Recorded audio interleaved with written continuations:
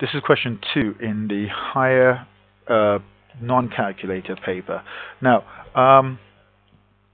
this particular question was the same, it was also in the foundation paper, and it was question 22 on the foundation paper. It's a pretty straightforward question, and it's one which a lot of the higher people score better in than the foundation people. So you do need to do the standard things, read the question, think about the information they're asking for, and answer it as best as you can. The diagram shows a patio on in the shape of a rectangle, so that's important enough. It's in the shape of a rectangle.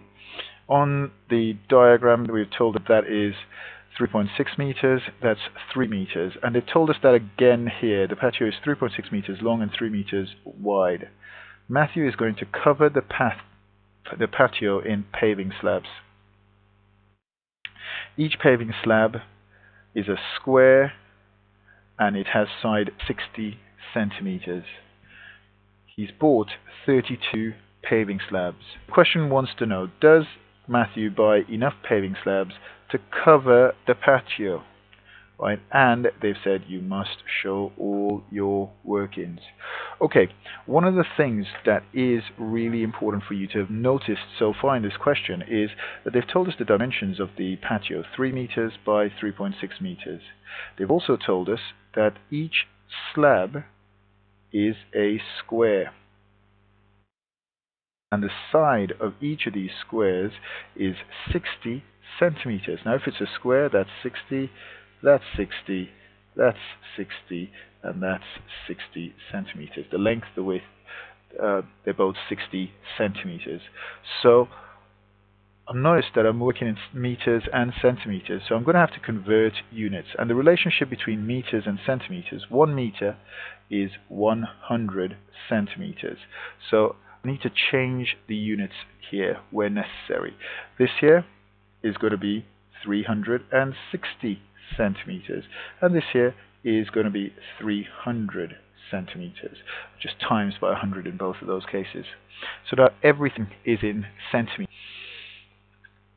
Now, one of the ways to think about how you'd work this out is if the square slab, right, which is going to occupy the whole of the patio, is 60 centimeters in length and 60 centimeters in width, could 60 go into 360? Could 60 go into 300? Well, that's the calculation you need to do. 360 divided by 60, right? That's along the length. That's going to give you 6 slabs along the length.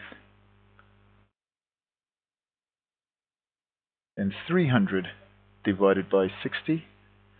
Now if I think about 30 divided by 6, that's 5 slabs along the width. So what does that mean? If I go back up to the diagram here, it means I'm going to fit 6 slabs along there, and I'm going to fit 5 slabs along there. So it's going to be 6 by 5. So he'll need 6 by 5, which is 30 slabs to cover the whole patio. And so I'm going to leave a sentence as my answer. Matthew has bought enough paving slabs to cover the patio. Alright, and so that's it. Pretty straightforward there. And I think a lot of people do get this one correct. As I said, this is also on the foundation paper. Let's look at part B. Okay, here's part B of question 2. Again, this is exactly as it was on the foundation paper. It said paving slabs cost £8.63 each. Work out the total cost of 32 paving slabs. So what we really want to do is £8.63, and we want to times that by 32. All right, so there are loads of different ways, right? I've seen people do this.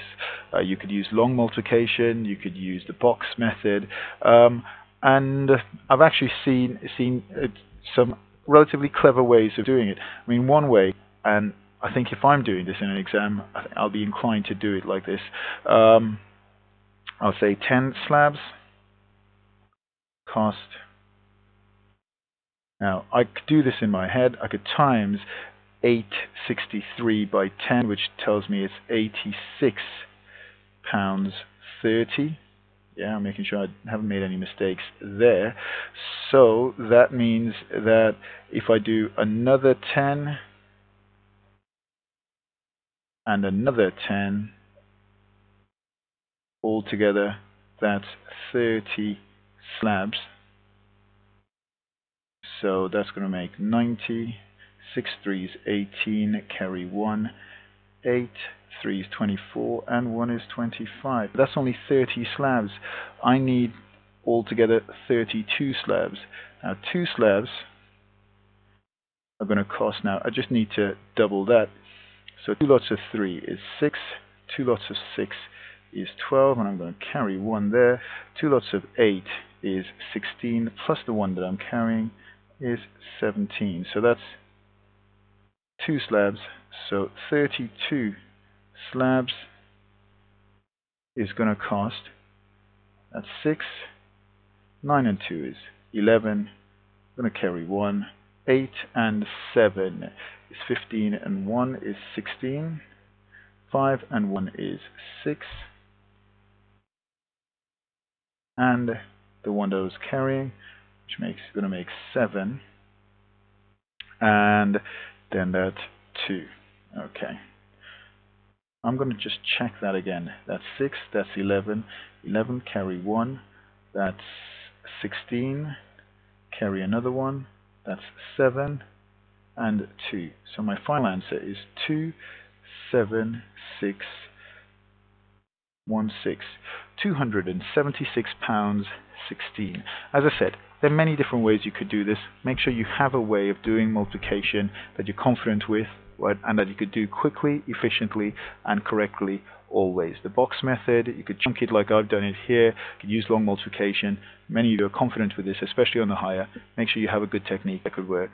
Okay, you need to make sure you get all the marks in this.